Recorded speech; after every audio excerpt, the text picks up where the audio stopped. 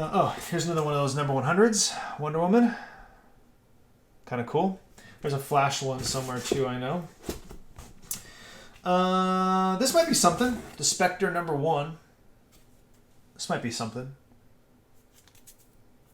I'll have to look that up. These are cool. I don't actually know where these originated from because I got them from a friend. But what these are is these are overhead projector transparencies. So if you're old enough to remember overhead projectors, you could put this on the, on the light box, whatever thing, and project it onto the screen. And they're basically frames from the Fox cartoon. I don't know if they came in specific issues or what, but a buddy of mine had them, and I guess I traded him for them. So that's good stuff. Speaking of Alex Ross, he did his own Kingdom Come. It's like 12 issues long. Well, 13 counting issue 0, but he did Earth X, which is an alternate Marvel Universe Earth that he did all the painting for, all the art for. Or did he just do the covers, actually? He might have just done the covers on those. I can't remember. But that was a fun story. I like alternate universe storylines. Anytime they're taking the established characters and moving them into either new environments or like tweaking the characters, I'm into that. So the DC Elseworlds books I've always been a big fan of. If you watch the TV shows when they do the Crisis on Infinite Earths and all those different crossover events when there's like weird versions of the characters, I'm always into those. I swear to God I own this book a dozen times. Darkman number 1 from the movie. From Marvel Comics. That was very popular amongst my peer group, the Darkman books. I guess it was a book first and then a movie, but here's another one of those 25-cent gimmicks. This might be a little something. Peter Parker, Spectacular Spider-Man, number 108, 65 cents. That might be something. This is another one. This is like one of the first comic books I ever owned. It's in horrible condition. Spider-Man, Punisher, and Black Hawk? I don't know. Dark Hawk. This is another one I've had forever, and I've owned this one a few times too. I wish this one was in better condition because today it's worth quite a bit if it's in good shape. Amazing Spider-Man 375 with Venom, foil cover. I bought this at a gas station. That's why it's in such terrible condition. But I saw, and oh my God, it was like $4 cover price in March of 92. So this one book was as much as, like 3 or 4 books cover price wise. Looks like we're getting into some weird random Spider-Man stuff here. Oh, speaking of Spider-Man 2099, Spider-Man 2099. It's another one. These were all very popular with my peer group, so it got traded back and forth numerous times. Night Watch number 1 with foil cover from 94. I don't know if this is significant. This is Marvel Tales of the Marvels, which was a storyline. Blockbusters. This is actually a really cool story. I think I have a hardbound or a trade paperback version of these stories. The stories are actually really good, but the cover is plastic.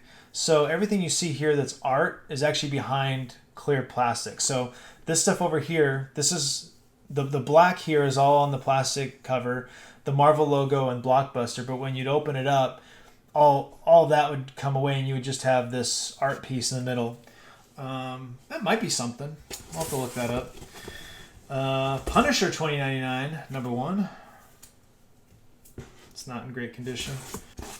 X-Men number 1, Pizza Hut edition. Choke on that. That's super rare. They absolutely did not print a bazillion of those. They absolutely did not. Shut your face. Oh, wait a minute. Issue 2 and 4 from the same series, from the Pizza Hut series. Same vein. Ooh, I got 2 copies of this. Toys R Us edition. That's a collector's item now. That is a collector's item now. Woo! Can't get that anywhere. They definitely only have... I've got the only 2 copies in existence, I guarantee. Cable number 1. with foil. This video is going to be fun to edit. Random cable. I don't know why, but I think I've had this Wolverine. This is from 91. I swear to God, I got this like 8 times in trades. I think probably... there was this period where in my it started in 4th grade. 4th, 5th, and a little bit into 6th grade classrooms, it was a lot of the same kids. And so a lot of the same books would get traded around, and eventually it would work its way back around to you, or to me anyway. Because myself and one other guy, I remember, Doug something, stayed collectors. And so when other people sort of lost interest, they'd be like, "Hey, I got all these comics, you want them?" And you'd give them $1, and he'd give you a stack of 20 books that, and you'd go through them, and you're like, "Oh, these all used to be mine," Silver Surfer versus Dracula, because why not? Because why? That's a thing that happens. Blaze #1. Blaze was Ghost Rider at one point, foil cover. That was also that Midnight Suns imprint, which was Marvel's attempt to do kind of edgier, older geared books. I think they were all built around the Ghost Rider universe, but I want to say Daredevil was in the mix. These are all #1s. These are from Marvel's UK imprint. This one doesn't show it, but the others do. Oh, it does. It does. You can see the UK behind the comics there. So, again, every one of these covers has a gimmick in it. This is cut out. So when you open the cover, it's a second cover. Same with this one. This part here, let's see if I can this part here is all cut out. So the black part is the cover, and then everything else is behind that on the next page. This is just a typical foil cover with the embossed printing on it. And it looks like they sort of fell off that because this just has a regular cover. I guess they got tired of doing that. I mentioned the amalgam books. Here's a stack of them. So there's, Storm and Wonder Woman, for instance, mashed up. They did a whole bunch of them. Did he write this? Oh, he did. Mark Waid wrote this, and it's autographed. So there's the Captain America Superman mashup. We'll have to look that up. Oh, here's a fun one. Turok #1. That foil bit on the front is actually a sticker. It's separate. And there's actually something in the back of this. Oh, no, it's not. It's Pit from Hero magazine. I think Pit was done by Todd McFarlane, or was a spin-off of... Oh, gosh, there's a whole bunch of them sitting here. Hold on. Ghost in the Shell from Wizard. Vampirella from Wizard. Stormwatch. I don't know who these are. I don't know who those are. But those are all out of Wizard magazine. I'm curious to know when Wizard magazine went out of print. That'd be an interesting trivia question. Ultraverse. Don't know what that is. Solitaire. He's clearly a generic, edgy Deadpool kind of character. Punisher kind of character. But it's black bagged, sealed. Comes with a trading card inside, because that's what he did. I don't know. Random #1s. I remember buying this thinking that it was going to be hard to come by, because this Sergio Aragones was a very famous sort of parody creator, comic book parody creator. But, and it has like a fold out, I don't know if you'll be able to see it, but you can see this little cutout down here almost. And you can kind of see it up here, maybe, where the cover doesn't quite line up, because it folds down and it's like a pop-up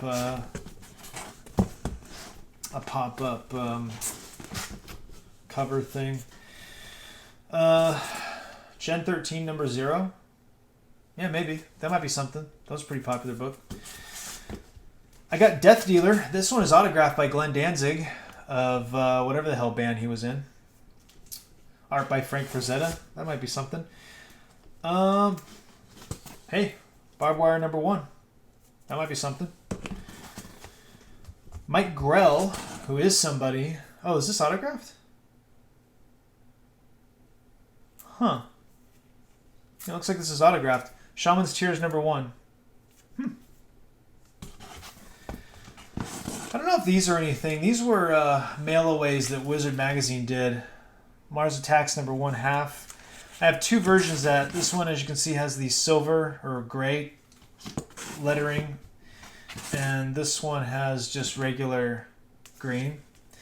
But they used to do these a lot, and I used to send away from them pretty regularly because I was convinced that they were going to be something special. Here's Dark Child. I don't know who that is. Lady Death. This one has a certificate of authenticity. It's possible that they all do, but it's behind the book. Fire from Heaven, 1/2 from Wizard. This one at one time actually was... Oh, no, it wasn't this one. This is a different one. X-Files, number 1/2 with certificate of authenticity. This one was worth something at one time. It might still be. This was another mail away for X-Files number 1. And I have issue 59,875 maybe? I don't know. It's very poorly printed and it doesn't line up out of 120,000. But at one time, like, these were really hard to come by. Sequest DSV? Why not? That was a great show. I'll fight anybody. Rest in peace, Jonathan Brandis. The Sidekick. I was such a fan. I saw Sidekicks? Yeah, I saw Sidekicks in the theaters. And the premise of the movie is that the main character is this huge nerd who has, like, crippling asthma and gets bullied a lot. And that didn't hit close to home at all. No. So I supported Jonathan Brandis and everything he did after that, except for his suicide. God, look at this. Look at this. Look at the cover. Look at how it's cut around his face. Freaking, is this Malibu? Freaking Malibu Comics, man. They were the worst about that shit.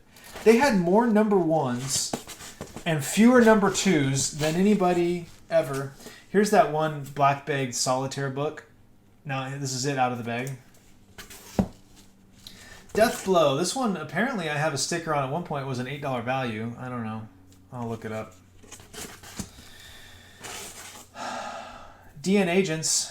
Got this book. I remember it very vividly. There was a comic book store. It's actually still a comic book store. It's still there. But it was called Discount Comics, and it was run by this Filipino guy who didn't speak a lick of English, reeked of alcohol. He ended up dying of liver disease from his alcoholism. But he was just like this super... Like, he was the stereotype of the guy who was like, you know, this isn't a library, you buy or you go. He was the opposite of that, man. You could hang out there. He had, like, I would say at least half his store was just long boxes full of 3 for $1 comics. That's where a lot of these issue number 1s came from. They were 3 for $1, 3 for $1, 3 for $1. He had, I mean, just stupid stuff. Like, the advertising posters that they get for free to put up in the windows. Well, he didn't really the windows in the store. The store was narrow and long.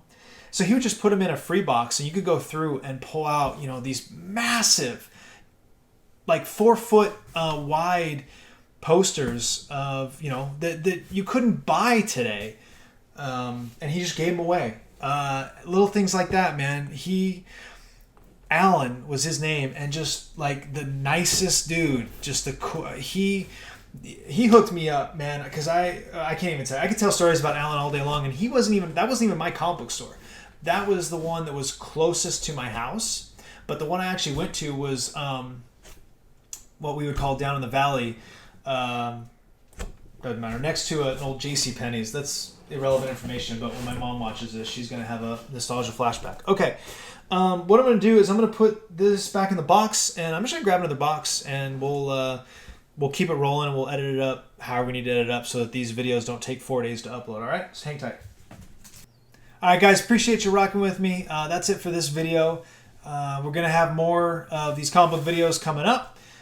So stay tuned. Appreciate you guys rocking with me. Like, subscribe, comment down below. Let me know if you want to see anything. If you saw anything in this video that you want, let me know. I'm happy to make a deal for you. Especially the stuff that doesn't really have any value. If there's like a storyline that you wanted to see, or if you're missing random issues, hit me up. I might have them. I've got a collection that goes back mostly into the mid-70s. So hit me up. Yeah, that's it for now. appreciate you guys, like I said, and we'll see you next time. Thanks.